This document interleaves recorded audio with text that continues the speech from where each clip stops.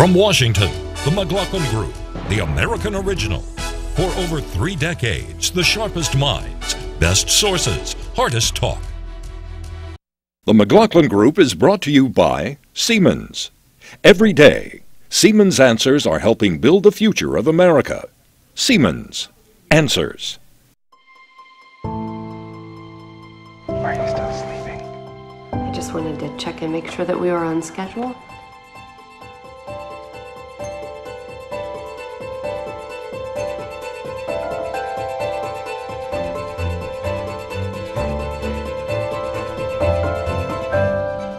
The first technology of its kind. Mom and Dad, I have great news. Is now providing answers families need. Siemens Answers.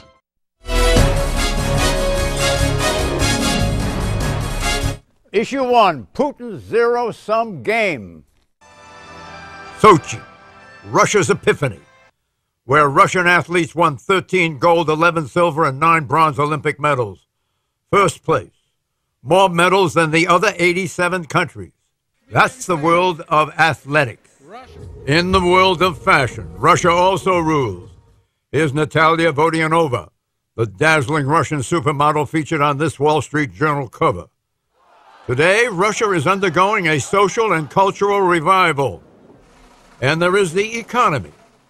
15 years ago, in 1999, Russian GDP plummeted to an all-time low of $196 billion, a 60% collapse from its Soviet heyday.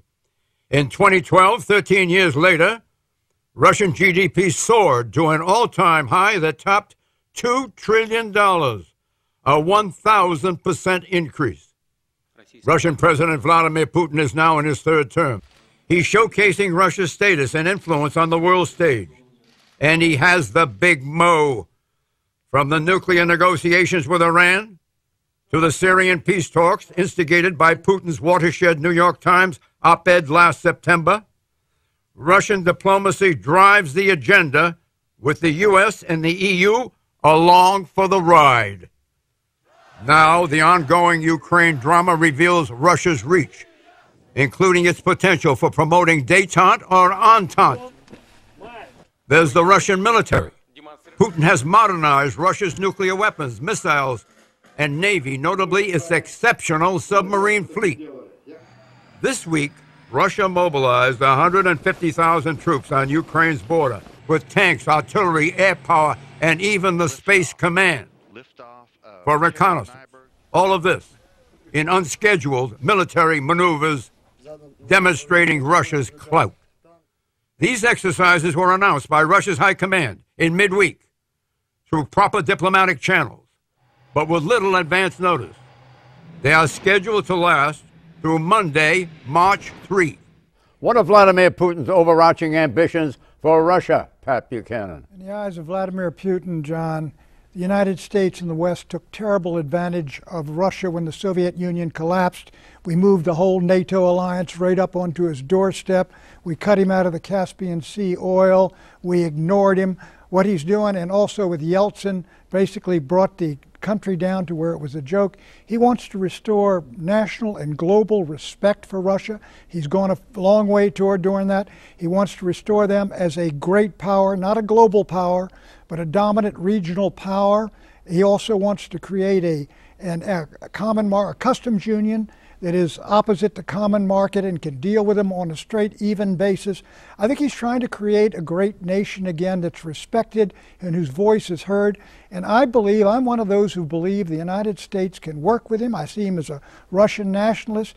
He's got almost a utopian idea that he can bring back Orthodox Christianity to replace communism as the philosophy and what governs the laws and the rest of it in Russia. So he's got a tremendously ambitious agenda, but I think he's behaved in this Ukrainian crisis, despite what's said, in a very responsible way. An immediate point here, and that's St. Petersburg.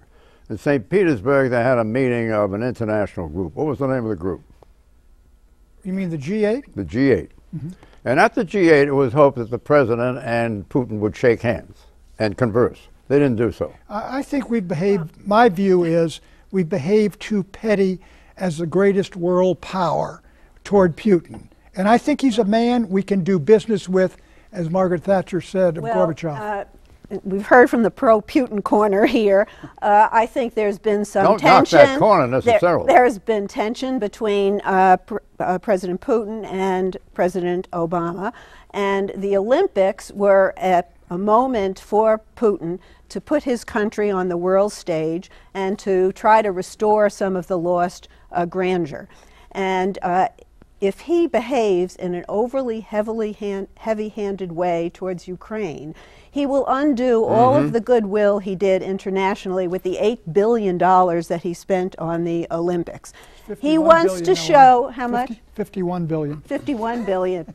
Okay. This is a lot more money a lot more. than he Well, offered to loan the point is he wants to show that Russia is a modern, forward-thinking nation, that it's not your grandfather's Russia, and how he behaves towards Ukraine will either advance that notion or set it back. I agree that he's a smart man. He knows when he's lost. The deposed Ukrainian president is a loser. He's not going to back him.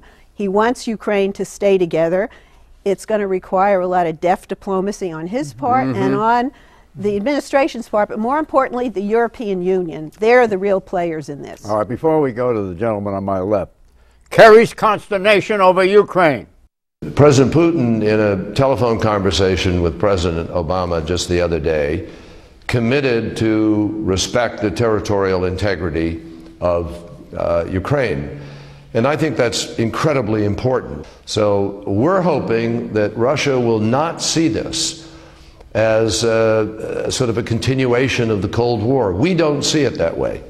We do not believe this should be an East-West, Russia, United States. This is not Rocky IV, believe me.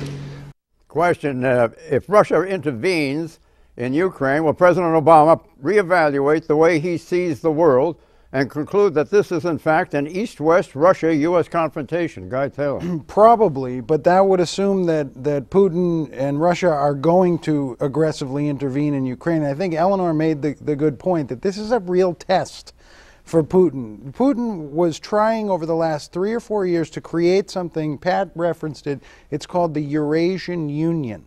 This would be, Ukraine would be like the jewel in the crown of this new union that would be a political and economic interweaving of the former Soviet states. Now that Yanukovych is out in Kiev, Ukraine is out of the picture. So Putin's big project as the regional leader has kind of fallen apart. The question now becomes, whoever comes to power in the coming election in Kiev, will Putin be able to work with them and still do this Eurasian union? Who's talking about the Eurasian Union? Putin. This is Putin's whole attempt. You realize how big Russia is? It's very big. So, but he's got states, former, or 11 times zones. It's the biggest nation on earth. Correct. When that's going to be part of the Eurasian Union, why would he want that? John, because he wants to have influence over the countries that separate Russia from like Western, Belarus? Like Belarus, which would be another jewel in the crown. Belarus doesn't want to be associated with that kind of a union. It's all right, John. This is what the whole battle in Kiev was about,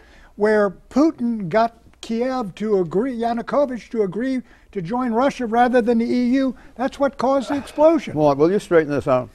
Well, I think my own view of what Putin's about is to try and basically bring Russia into the modern world, to establish it as a modern country, a progressive country by his standards, a growing economy that isn't totally dependent on oil and gas, for example, as their principal sort of economic export. And I think this is what he is about. Now, this involves, as you say, trying to establish relationships with some of the countries that were formerly Eastern Europe. And that's what he is, in a sense, working towards. I don't think he is going to be aggressive vis-a-vis the United States. I think that is not his ambition, because it would unravel everything he's been trying to do. But there's some saber rattling. Hold on, go ahead. The real desire, though, I think, for having this union is to extend Moscow's influence over the countries that separate Russia from Western Europe, which is the biggest buyer of Russian oil and gas. And all the pipelines from Greater Russia go through these former Soviet states. all right. It's like a losing control of the It's like a governments in Russian those states NAFTA, John. creates problems. I feel we haven't really got a grasp on exactly what's going on. What the nervous Putin does want something on the Black Sea. What does he want? He wants a port on the Black Sea. He's got his got naval that. base. Why does he want a port on the Black Sea? John, he's got a naval base, Sevastopol. He's had for 200, the Russians had for 200 years. It is the home base of the Black Sea Fleet of Russia, but it's now in the Crimean Peninsula, which Khrushchev in 1954, a Ukrainian, gave to the Ukraine. You're right on the mark. And I was in that port, and I was on a Russian vessel, and the Russian admiral took me out for a tour. I then walked through this underground tunnel that went all the way through the mountain and wound up on the seashore. You can get 6 submarines side by side in that tunnel. That's correct. I was there with Richard Nixon in Yalta in 1974. Well, then you know what we're talking about. Sure. Well, I want to know what this intriguing man Putin's vision is. The danger you come closest to it. Well, but also there's something I want to raise some human rights concerns, okay, and political rights and political freedoms and other freedoms in Russia. One of the things that's happened with all this greatness that's happened under Putin that everybody's talking about here is a crackdown on social freedoms. There's a very big, for instance, anti-homosexuality campaign in Russia. And I'm not talking about a little government policy. I'm talking about government thugs going out and beating people up. That got a lot of attention in this country. Well, what's your point on it? What's your point? My point is that would explain one of the reasons why the American media doesn't so much trust Russia and tells a very. Do you think that Yeltsin originated the anti-homosexual? No, Putin did. Effort? Putin did. That's been going on. But Putin did, but there's in this country. Putin do it? Yeah, there's also. What about the Russian clergy? There's Russophobia right here in the United States too. But there's no doubt about it. Putin and his country are cracking down hard in sort of a fundamentalist. Talk to me about some of the financial aspects of a big Russian union that would stretch from, well, God knows where. He's trying to build a modern economy. He doesn't have a modern economy, and so he needs that kind of slightly more advanced economies to help him develop that economy. That's what he is about more than anything else, in my judgment, because he knows that is the fundamental issue that he must deal with in order to build Russia back again into a superpower, or at least into a major power. What are the probabilities of his succeeding in that? It's going to take him a while. I mean, what's happened, the real problem is that oil and gas prices have plummeted, and that was the principal source of a lot of his hard currency. So he's going to have a real problem because they don't have real exports in the way of manufactured goods. They do not have a manufacturing economy. They have a fundamental economy. I'm just finishing, if you don't mind. Will Ukraine remain sovereign? Yes, it will. Yes. Under Putin? No, that's not sovereign. If with Putin in the act. Absolutely, it will working with Ukraine. That's right. He does not want to take over Ukraine. Did you hear that? He does not want to take over Ukraine. No, what he wants is a continuation of the defense alliance with Ukraine, and he's scared to death that the kind of protests that we've seen in Ukraine could spread to Russia. That's what he's afraid of. Issue 2, high-tech military. The reality of reduced resources and a challenging and changing strategic environment requires us to prioritize and make difficult choices. Secretary of Defense Chuck Hagel announced this week a new 5-year budget for the Pentagon that could significantly reshape the armed forces. Some details of the proposed budget. 1. Army cuts. The U.S. Army is already scheduled to drop from today's current active duty force of 522,000 troops to 490,000 next year, 2015. Secretary Hagel is proposing an additional reduction to bring the total to 440,000 troops by the year 2019, 6 years from now. This will be the smallest size U.S. Army in 75 years, which brings us back to before World War II. Here's Secretary Hagel on why. Since we are no longer sizing the force for prolonged stability operations. That's called Army speak. You figure it out. 2. Marine Corps cuts from 190,000 to 182,000. 3. Army National Guard cuts from 355,000 to 335,000. 4. U.S. Special Operations Forces upped from 66,000 today to 69,700 soon because, according to Hagel speak, these forces are, quote-unquote, uniquely suited to the most likely missions of the future. 5. The losers. The A-10 Warthog tank killer planes, canceled. Cold War era U-2 spy planes, retired. Drones, unmanned surveillance aircraft. They're hot. More. 6.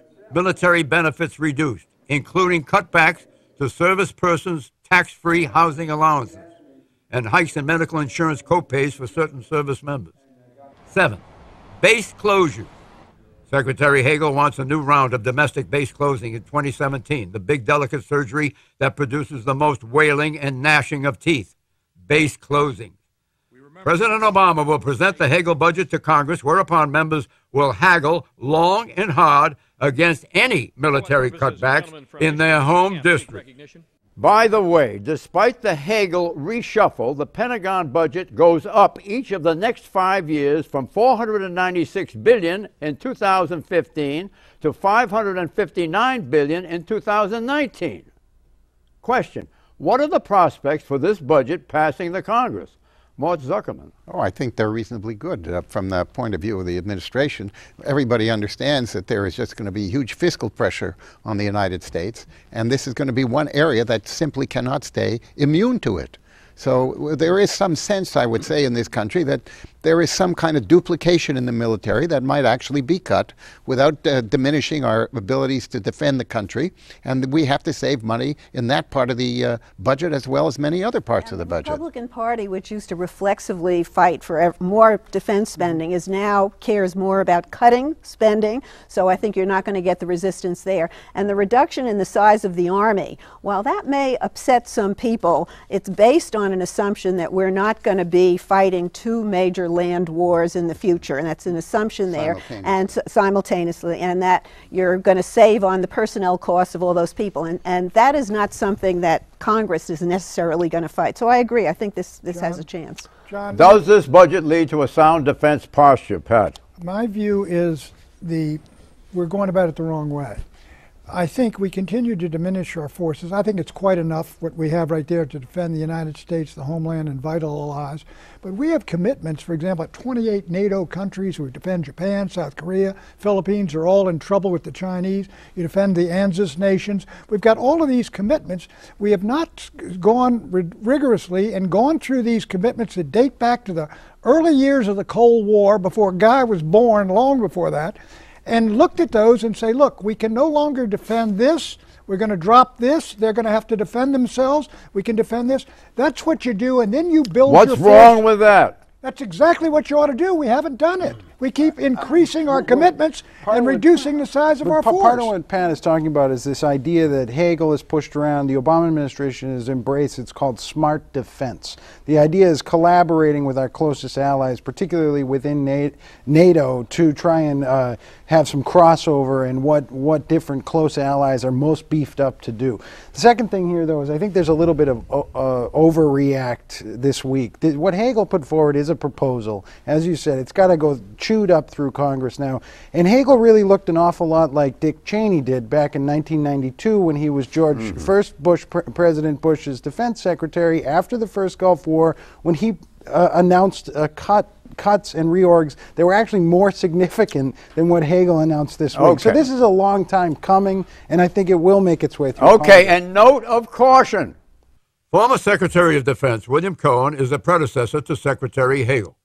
Mr. Cohen is a Republican who served under Democratic President Bill Clinton.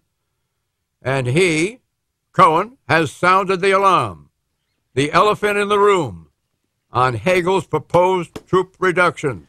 If you have fewer forces, no matter what the circumstance, you're going to have higher risk. Question: is former Secretary of Defense William Cohen correct, Guy Taylor, since you seem to know so much about this?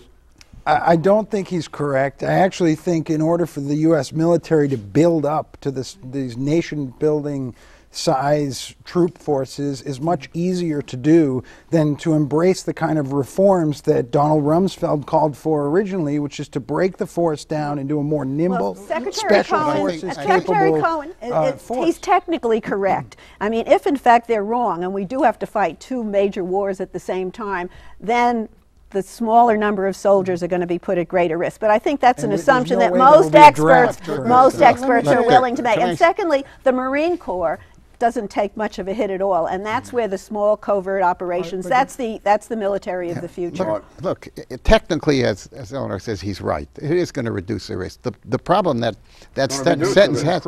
Increase the risk. No, I don't.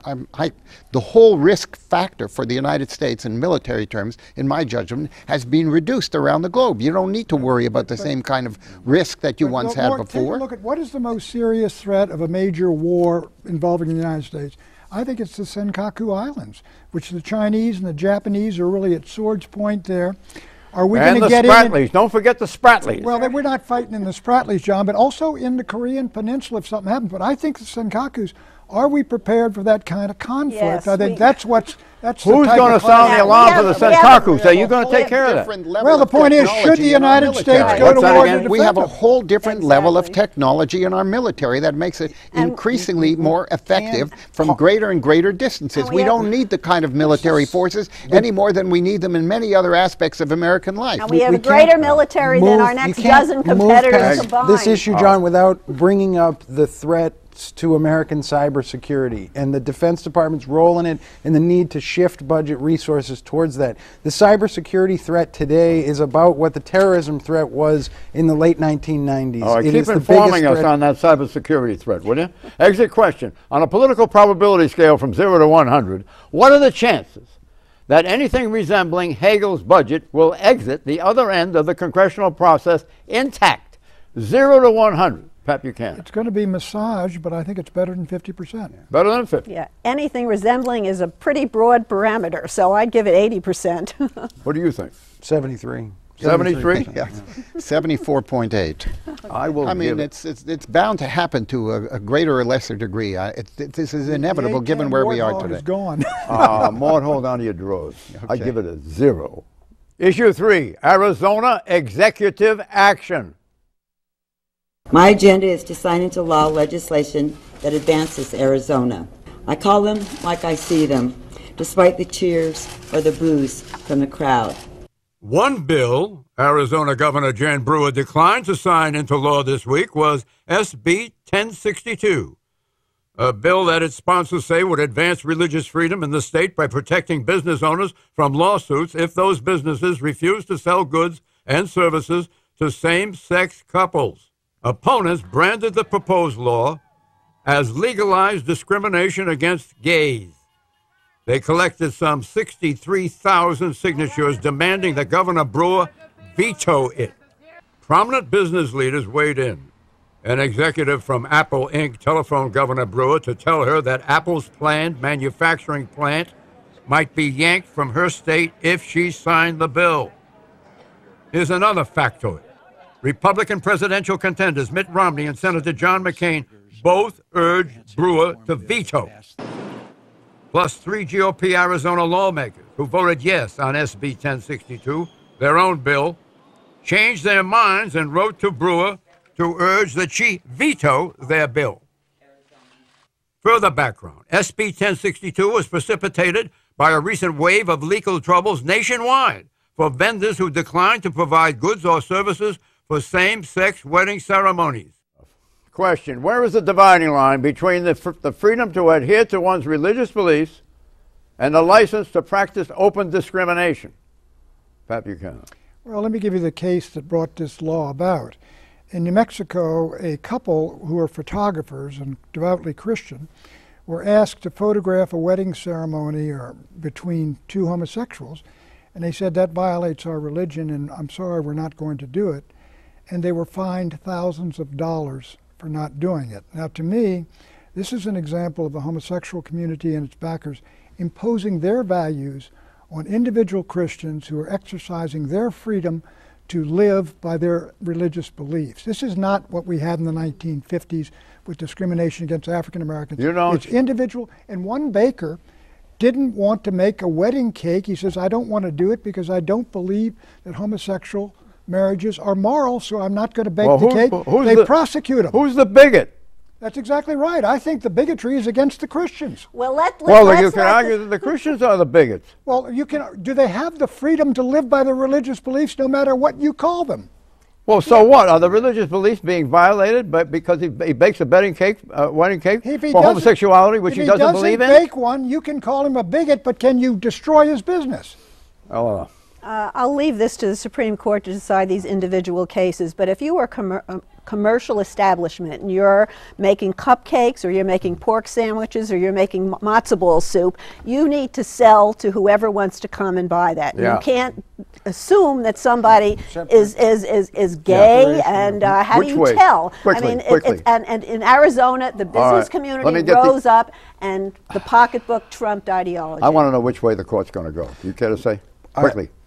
Which way is the court going to go? Hopefully the court goes in favor of gay marriage. Look, here's look at why? Because it's all endocrinology. I keep saying that. It's endocrinology. What about you? I agree with you completely. The court's going to support it. They're not going to support this kind of what I think is going to be perceived all around the country by and large as bigotry. Predictions, Pat. The Arizona law that was vetoed, John, will be replicated, however, in other states. Interesting, Eleanor. And it will fail.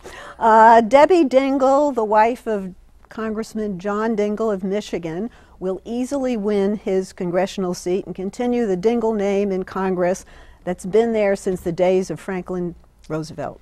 Right. The number of political prisoners held in Russia increases dramatically during the 2 months immediately following the Sochi Olympics. What? The Congressional Budget Office is correct in assuming and assessing the future of our economy at the lowest rate of growth for the next number of years, with the lowest level of employment per month, down to 70,000 a month by the end of this decade. Pay close attention to this. I predict the Dutch politician Geert Wilders' drive to create a cross-border coalition of anti-European Union political parties will succeed. This international coalition of political parties who want out of the European Union will boost the momentum to break up the EU. Bye-bye.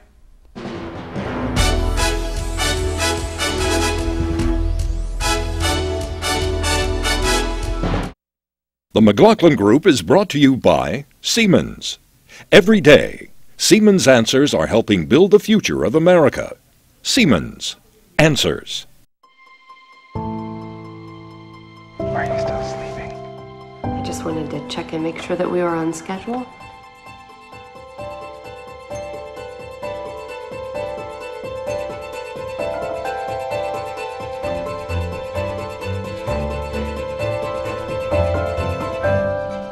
The first technology of its kind. Mom and Dad, I have great news. Is now providing answers families need. Siemens Answers.